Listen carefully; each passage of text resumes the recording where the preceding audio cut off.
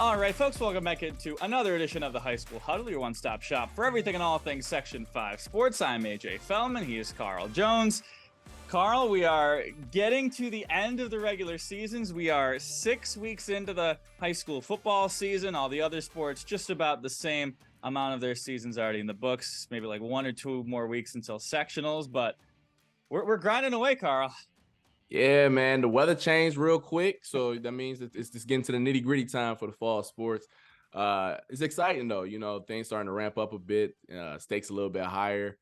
When I was prepping for Section 5 best last week, I'm like, man, soccer, they only got 3 games left. Like, I feel like the season's just started. So, no, this is a fun time of year where all that work you put in the off season comes to fruition. So I'm excited for the kids.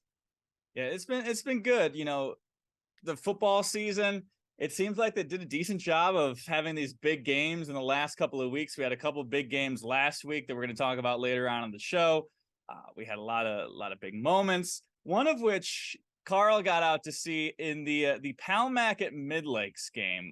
2 schools you don't get a chance to see too often, but so far this season, anytime I've gone out to Palmac, you've gone out to Palmac, we've been treated with something good, and that was the case this week.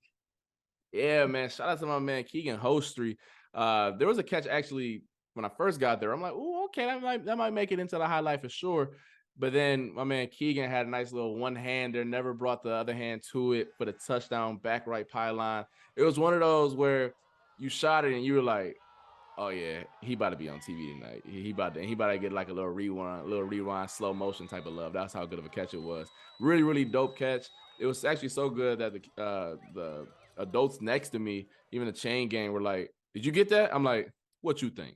What you think? Yeah, I got that. Don't worry. Tune in to Football Frenzy tonight. You'll see it with your own eyes. But I actually had to show them in person too. I showed them on my camera. That's how good it was. Like, y'all ain't got to wait till 11 o'clock to see it. But nonetheless, it was a really dope catch, man. And I mean, I don't know if it's the gloves or these kids being inspired by OBJ, but I feel like ever since 2014 when Mr. Odell Beckham Jr. hit the scene, these kids been doing all these one-hand catches, and it's fun to see. Yeah, if you're listening on podcast audio version, Spotify, Apple Podcasts, be sure to check out the YouTube page, rochesterfirst.com, because we're going to be playing this over and over and over again as we're talking about this. And Carl did not warn me at all that this catch was going to happen. He didn't get a heads up like, hey, AJ, get ready for this one. I was completely blind. So I was watching as a viewer is home, basically, kind of maybe even overreacted. I kind of screamed a little too loud as I saw that catch, but luckily we rewinded it about a couple times, and it was we've been seeing some great plays in Section 5 so far. This play, we haven't finalized Section 5 best. I assume it will be the top of Section 5 best this week. Last week it was Rihanna Hudson of Athena just taking out 10 defenders, basically scoring her goal. So we've been seeing a lot of talent this so far in Section 5. Yeah, I mean, I remember last year we had the night where we had like 6 catches, and we just literally just said, that's going to be the show tonight, just making about these great catches. Those are the fun nights, though, where you get to gas it up a little bit. You feel like you're on SportsCenter a bit, like top 10 plays or how good the plays are going. But, no, it's fun. I hope that we get some more ecstatic catches, and the kids one-up that this upcoming Friday night. Yeah, Palmac team, we haven't talked about too much on the show this year. They're playing an independent schedule as a decent large handful of teams are doing this season. There are 9 teams that are basically, getting a chance to pick their own schedules, pick teams that, they can be competitive with. Palmac is right now at 4-0 on the season so far. They're playing Class B last year, but they're putting together a nice little season. They had a good homecoming win when I saw them the week prior, so Palmac's putting together some good things. Moving to the teams that are playing in sectionals, the best of the best. We're going to go to our High School Huddle local football rankings. Once again, we'll start with the large schools because the small schools just about stayed the same. Starting off at our top 2 spots, once again, staying the same. McQuaid at number 1 at 6-0. UPrep at number 2 at 6-0. McQuaid, the headline there, coming off a big win against Hilton. Obviously a matchup we were looking forward to last week. It kind of lived up to the hype. It was McQuaid winning that one by a final margin of 24-21. McQuaid got up by 10 points in the second half. Hilton came back, scored a touchdown, had a chance on a final drive, got into Hilton territory, just probably on the outskirts of the red zone, but just couldn't punch it in. Johnny Harding, once again, having a big game, 2 touchdowns. And I've seen Robert Lowry so far in person. I haven't seen, this is my first Robert Lowry work to the bone type of game that Carl has talked about before in the past. It is just unreal what this kid is doing out there. He'll bust out like a crazy 12, 13-yard run. Look like the man is dead on the field. Look like he is injured. He is tired. He is bruised. He is battered. He is beaten. And I'm like, oh man, Hilton, they are screwed right now. There's no way they can go back to him for like at least 3 or 4 plays. He's got to be a decoy. At the very least, he's got to go out of the game. And they run the next play to him, and he just gets this like burst of speed and agility, and then he dies on the field the next. It is just really quite something what Robert Lowry is putting together this season. No, you're right. His gas tank is never on E. I swear. Like, even if he like that, when you drive in the car and you see you got 5 miles left, you're like, should I go to the gas station? Nah, I'm gonna keep trying to go. Like, that's how he really operates out there on the field. Like, I remember that game winning drive against Schroeder. I'm like, they're not about to give him the ball again, are they? They're not. And he's not the biggest dude either. Isn't No. like he's like 6 foot 190 out there. Like, he might be 160 if he got textbooks in his pocket. Like, he's really not the biggest kid out, like, on the field. But it don't matter, you know this. You know how the quote goes about it's not the size of the dog or whatever, however that old school quote or whatever. My man can play ball, and I got so much respect for him because he goes both ways too. So, Mr. Lowry definitely deserves his flowers for how he plays week in and week out. Yeah, that is the thing. He's also a talented sprinter. That's the thing. He plays on both sides of the ball, which I feel like as we're gearing up, it's tough because they have all these big games coming up. They're going to play Aquinas this week. They're going to play UPrep. So like, this is really crunch time for the playoffs. I don't know if I would be playing him both sides of the ball, coming down the stretch. Obviously, you're going to have to do that in playoffs. You put your best 11 on the field at all times, but man, he is something so far this year. 22 carries for 92 yards and a touchdown and a kickoff return touchdown. He's playing special teams too. He's really doing everything. So a nice win for McQuaid. They keep finding ways to get dubs. They will not play UPrep this season in the regular season. So we're going to have to wait for a possible playoff matchup to see those two teams in action. At number 3, the East Eagles. At 6-0, they had their crossover game last week. They took down Pittsford, score that game 27-17. And, it wasn't a massive blowout of Pittsford. They were kind of in this one. I mean, East did score the first 20 points of the game, and it kind of got a little out of hand. Pittsford had a very late touchdown, so really more like 27-10. But one thing that I do want to highlight that East showed me in this game, they played with a physical team. Pittsford, for all of their, offensive struggles so far this season, they're still pretty big. They can still, they're going to pound at you like it's a physical football team. And the other thing East showed me is that usually when we see the Eagles in action, it's long touchdowns, it's big touchdowns, it's breakout plays. It's not really sustaining drives, which is what you need to do when the weather gets bad, when you play against these good physical teams. That's what East was doing in this game. They scored their first 2 drives, really methodical, moving down the field.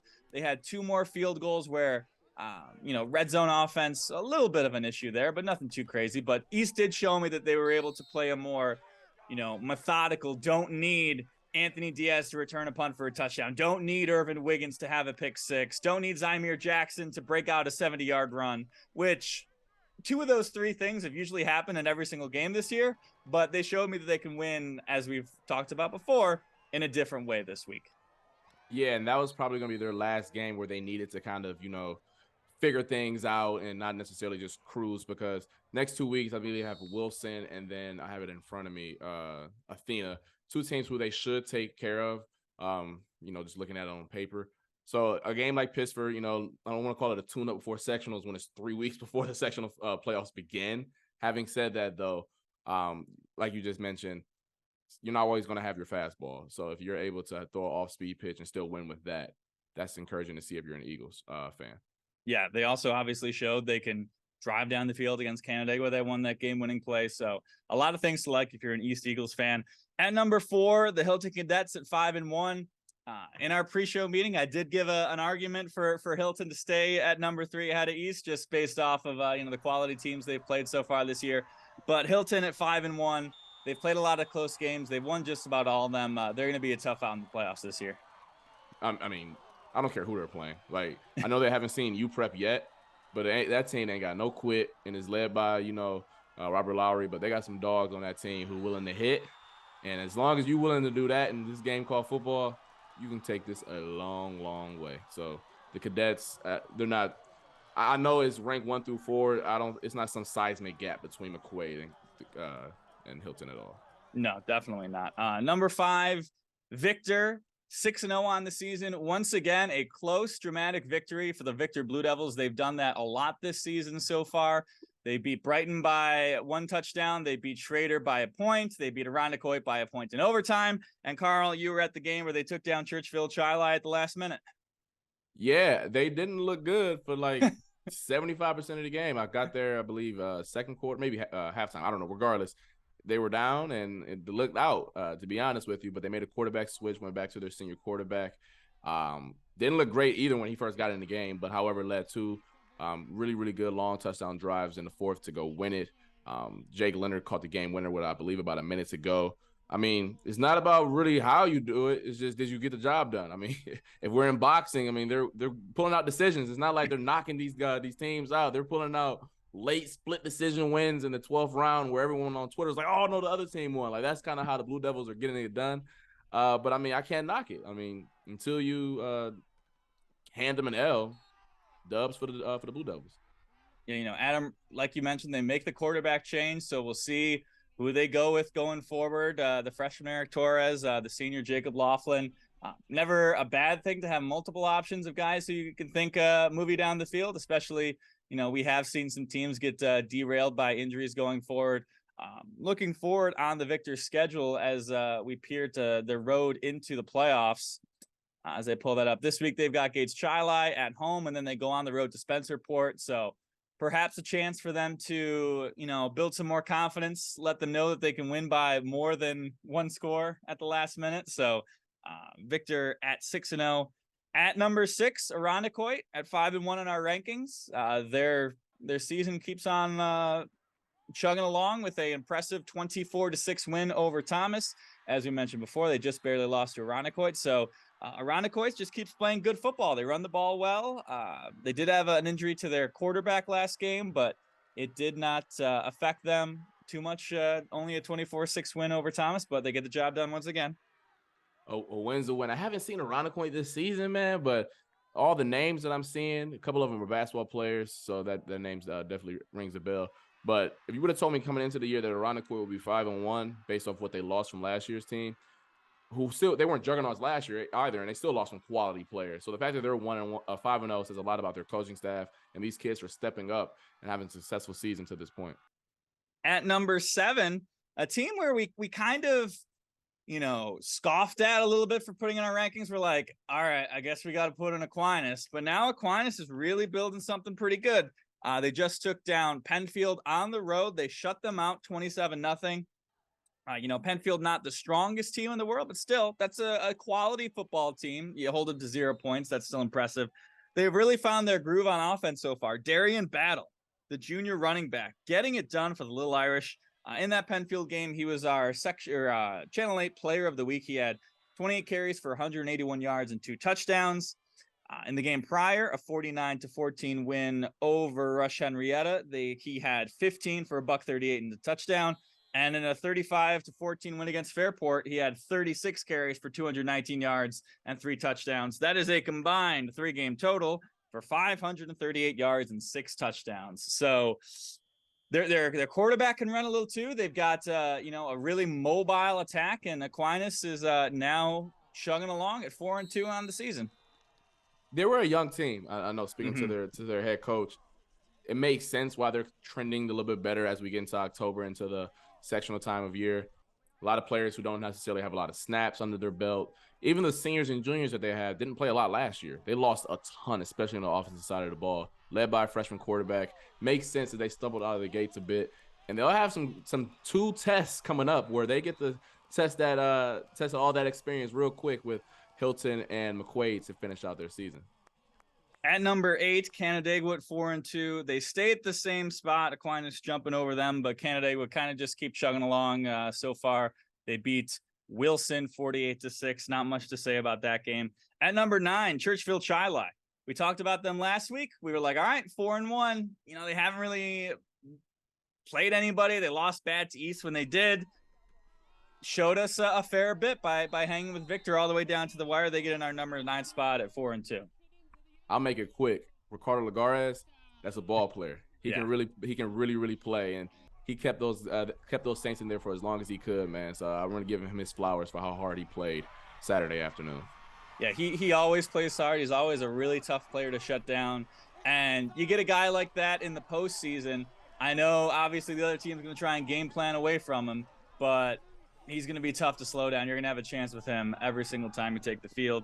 And then at number 10, the Brighton Bruins at 4-2 on the season.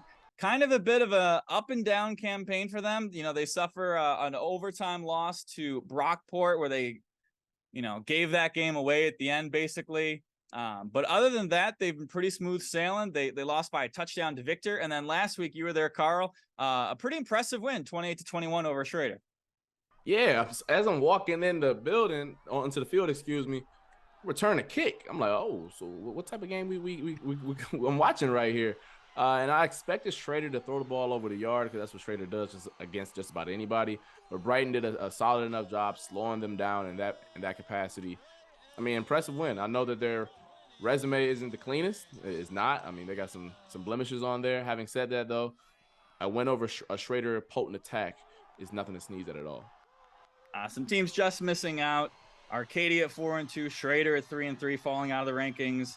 Gates Chili at 4-2, Pittsford 2-4, Fairport 2-4. All teams that are probably going to be in the postseason picture or just on the outside looking in, because Class A will eliminate some teams. They only got 8 teams playing so far in the postseason. Moving on to our small school rankings, where just about everything is going to stay the same. So we're going to breeze through this real quick. None of these teams really played show me games of any kind.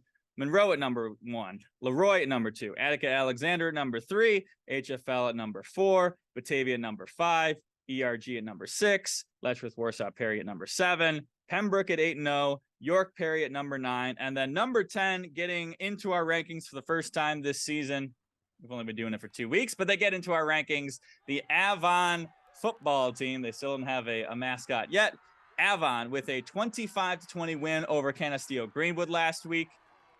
Avon so far this season, that was actually kind of a redeeming game for Avon. Some of these teams are going to play each other more than once because there's not a lot of Class D schools this year.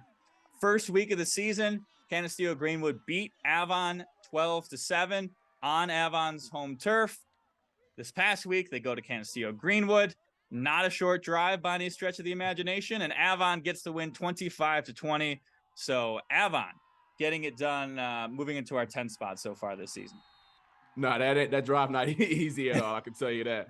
And then they'll get to finish off their season against Notre Dame Batavia, who they already took down earlier this year, and then an OAE team who is obviously much different without Bodie Hyde at the helm. I believe that's what's missing, right? Yeah. Bodie Hyde, yeah. Yep. And then, so we'll get to see if they can take them down for the second time this year. So that is our rankings. If you want to hear kind of more in depth about those small schools, listen to last week's podcast. We're not going to ignore them every single week, but there's really just not much to say about what these teams did last week. All right, moving on to our teams of the week, our standout teams this past week that we saw in action, that really impressed stuff. Carl, your standout team for this week. Straight to the point. When you take down your rival in fun fashion last game of the year, I got to give you your flowers. The Aquinas boys soccer team went undefeated in the regular season for the first time in 20 years, the 14-0-2 record. First time they actually beat McQuaid in 7 years, according to Primetime. My man 10-10 Page got the game-winning goal on Wednesday against the Knights on the road to secure that win. Just an all-around good year for the Little Irish. We gave them a ton of flowers on this podcast, but just to finish off that regular season the way they did and to kind of cement themselves as the dominant team in Class A this year is encouraging to see. Alfonso Vito, great player, leads them in points this year. Chancel Shabani, also another good player. And then in goal, got to give him his flowers. You know, the goalies don't get all the shine and get on TV too often. My man Joshua Gleason, just 9 goals allowed this year against a schedule that had some heavy hitters on it. So the fact that he was able to fortify the defense back there with some, explosive goal scorers on the other side. Good little Irish team, and I can't wait to see how far they can take this thing. Yeah, Aquinas currently ranked at number 4 in the state in Class A, and I don't believe that included. Yeah, that did not include their win over McQuaid. So that will probably maybe go up even a spot or two. Number 4 in the state. Other Section 5 teams in the Class A state rankings, HFL is at 14, Wayne is at 17. So certainly not going to be a cakewalk for the Little Irish to go into the postseason, but I have seen them in person. They're really fun. As we talked about before, really creative, really exciting team to watch. So Aquinas, they are certainly going to be a team to be reckoned with as we move forward into the postseason. I'm going to go to the field hockey field for my standout team of the week. Sutherland Knights took down Mendon 1-0. Wasn't the most action-packed game in the world, really a defensive showdown. Carl was at this game. At least the final, however they play it in lacrosse, 50 or so minutes did not, or not in lacrosse, in field hockey. Didn't see a goal in that time, but they got it done with a 1-0 victory over Mendon. Joy Lee, the only goal for the Knights in the 1-0 victory in just the first few minutes of the game. And a Sutherland team that, you know, we highlighted on our broadcast last year, a team that finally broke through to a sectional championship game title last year after some very close, dramatic, close calls. This year, they did lose a lot from that team last year, but they're still going strong. They have 8 shutouts on the season so far. They've played 2 of those 2 games where they only gave up 1 goal, so a really strong defensive team. Just 2 days ago, or yesterday, excuse me, they tied with Fairport, a 0-0, a 0-0 draw. So really a defensive team, but they got redemption against Mendon. They lost to them 2-0 earlier this season. And Sutherland, my standout team of the week. I wanted to put y'all on TV, Lady Knights. I did. I really did. I was there the whole game, except for the, I guess, first 3 or 4 minutes where y'all scored the goal.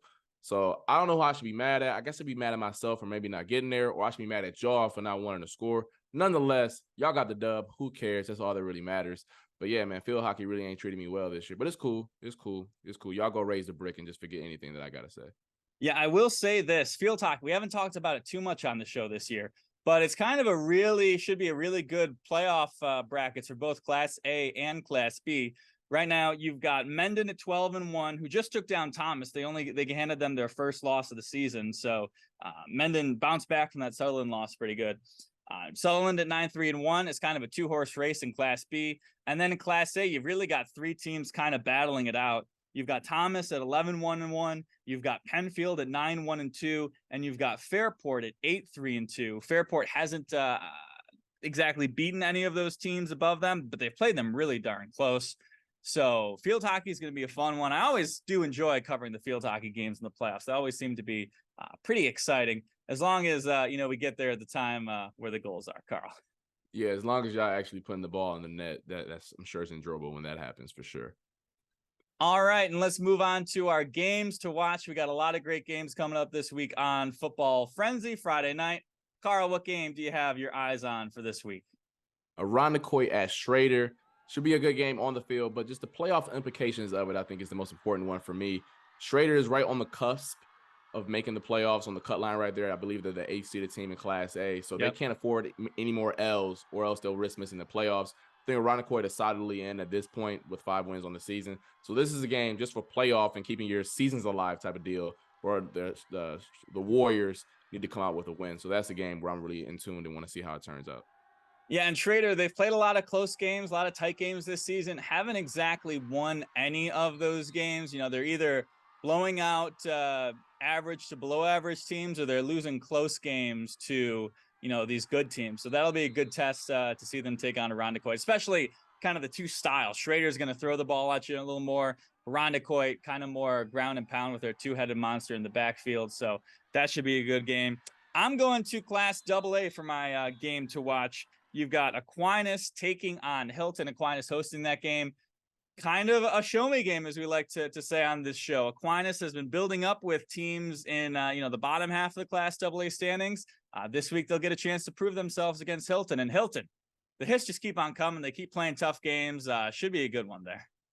Yeah, I mean, you talking about Robert Lowry, how much gas he got in the tank. Well, we better find out because he started his sectional playoff run last week, you know, and how much he can go for. So yeah, I'm interested to see if the Cadets can keep their energy high on back-to-back weeks leading to the playoffs. Should be both some great games for you. We will have those for you on Football Frenzy. You can watch it online Friday at 11 and online RochesterFirst.com.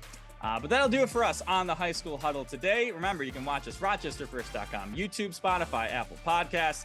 Thank you for watching. Thank you for listening. For Carl Jones, I am AJ Heldman. Have a great rest of your day, your week, and we will see you next time.